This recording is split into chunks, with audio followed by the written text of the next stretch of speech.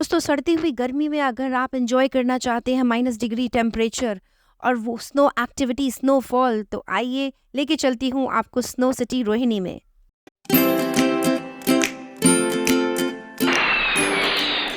दोस्तों आज हम आपको लेकर आए हैं स्नो सिटी आइलैंड, जो कि सेक्टर 10 रोहिणी में है और यह रिठाला मेट्रो स्टेशन के बिल्कुल अपोजिट है। यह जाने माने एडवेंचर आइलैंड वाटर पार्क और राइड्स पार्क के बिल्कुल पास ही है। ज़्यादा बड़ा नहीं होने के कारण इसके टिकट प्राइस नॉमिनल है, जो कि अभी आप स्क्रीन पे देख सकते हैं। एडल्ट के 500 रुपीज़ हैं, चिल्ड्रन के 400 रुपीज़ हैं और सीनियर सिटीजन के 400 रुपीज़ हैं। चिल्ड्रन में 8 साल से कम के बच्चे आते हैं। यह स्नो सिटी जो है आर्टिफिशियल बर्फ से बनाया गया है, जो कि हार्मफुल नहीं है और यहाँ पर -5 से -7 डिग्री टेम्परेचर मेंटेन किया जाता है। इनवॉइस यहाँ पे कुछ नहीं मिल रहा है आपका। अगर आप यहाँ पे टिकट ले रहे हैं तो सिर्फ टिकट देंगे, इनवॉइस नहीं पकड़ाएंगे और कैश में पेमेंट है और कोई ना यूपीआई ले रहे हैं और ना ही क्रेडिट कार्ड ले रहे हैं। तो पता नहीं सब ऐसे ही कैसे चल रहा है, तो थोड़ा वो अजीब सा लगा।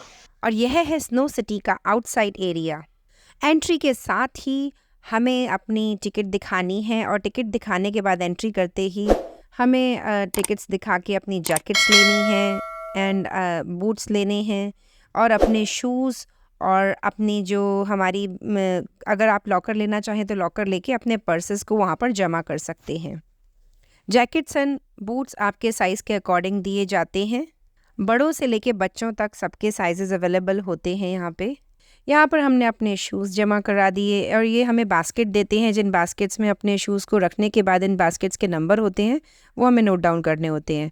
और इसके बाद हमने अपने शूज़ वगैरह पहने, अपनी जैकेट्स पहनी। थैंकफुली मैं बच्चों की पजामी साथ लेके गई थी, तो मैंने बच्चों को पजामी पहना दी ताकि बच्चों को ठंड ना लगे।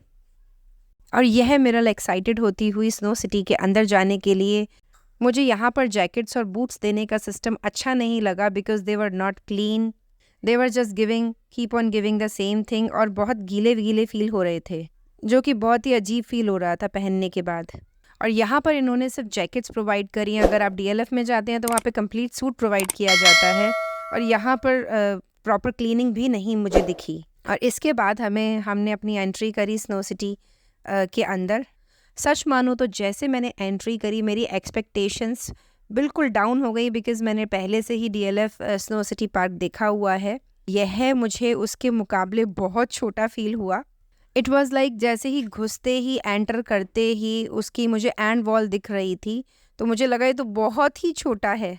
इन्होंने बच्चों के लिए कुछ एक्टिविटीज़ जैसे कि ट्रैम्पोलिन रखी हुई हैं, डीजे काइंड ऑफ इन्होंने रखा हुआ है जहाँ पे लोग डांस भी कर सकते हैं।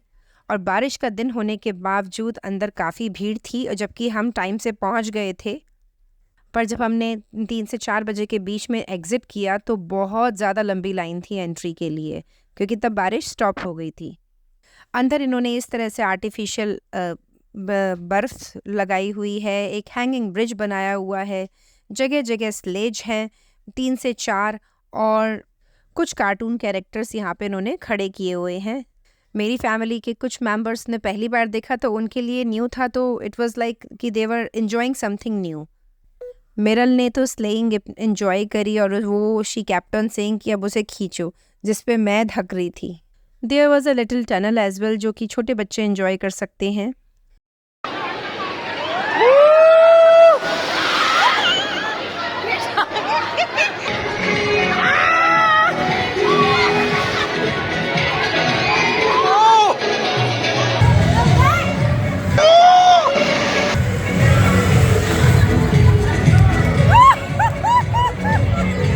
और इस तरह से ये वहाँ पे नकली स्नो बरसाते हैं, जो कि मुझे सर्फ के बुलबुले से दिख रहे थे। और साथ साथ म्यूज़िक चलता रहता है कि लोग डांस भी करते रहते हैं। और यह है ट्रैम्पोलिन, जहाँ पे बच्चे एंजॉय कर सकते हैं।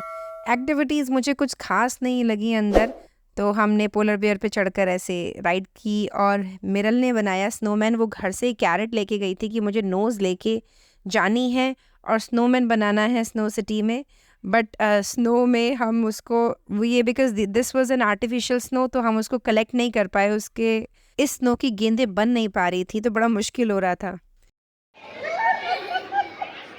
What is this? Snowman? फिर हमने उसको शांत करने के लिए ऐसे ही कैरेट लगा दी और कहा ये आपका स्नोमैन है। मिरल ने हैंगिंग ब्रिज को बहुत इन्जॉय किया और कई बार उसे ही क्रॉस करे जा रही थी।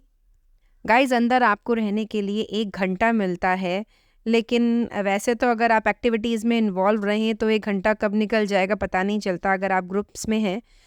लेकिन अगर आप छोटे बच्चों के साथ हैं तो उनको 50 मिनट्स के बाद प्रॉब्लम होनी शुरू हो जाती है। तो हिरल एंड मिरल ने भी रोना शुरू कर दिया था, स्पेशली मिरल ने, कि उसको उसके पैर ठंडे हो गए थे and she was saying that my boots are wet, अब तो मुझे बाहर ही जाना है बस। हम जिस टाइम पे गए थे वहाँ उस टाइम काफ़ी भीड़ नहीं थी, तब भी आइस स्लाइड पे लाइन लगी हुई थी, क्यू लगी हुई थी, और इसके अलावा कोई ज़्यादा एक्टिविटीज़ करने को थी नहीं। तो हम तो ये लगा लीजिए आप 40 मिनट्स में 45 मिनट्स में हमने एग्ज़िट कर लिया, बिकॉज़ हमारे साथ छोटे बच्चे थे। अगर आप डांस एंड मस्ती करते हैं तो आप 1 घंटा आराम से अंदर बिता सकते हैं, ऐसा ज़्यादा ठंडा फ़ील नहीं होता है अगर आप अपने आप को बिज़ी रखते हैं तो। और ये जो स्नोफॉल करते हैं ये भी कंटिन्यूसली नहीं होती है, बीच बीच में रोक रोक के करते रहते हैं। तो इस तरह से आप अपना वहाँ पे 1 घंटा स्पेंड कर सकते हैं। आप एडवेंचर आइलैंड जाते हैं तो आप इसको 40 मिनट्स 50 मिनट्स में एंजॉय कर सकते हैं।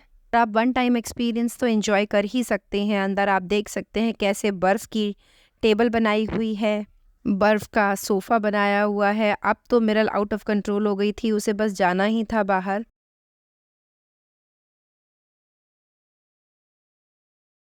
Miral, how's your experience? Bad. Look at in the camera and say Bad. why. Okay, Hiral, how was your experience? Tell. Really, really bad. Why? It's so cold and it's only little space. What will you do in that much space? Everyone, it's such a huge crowd. You only have like 5 of those. So all together it just a normal experience for us, but yes. तो इस video में मैंने आपको अपना true experience share किया है। अगर आपको वीडियो सही लगी हो तो please do like and subscribe my channel. तो चलो मिलती हूँ फिर अगली वीडियो में। Bye bye.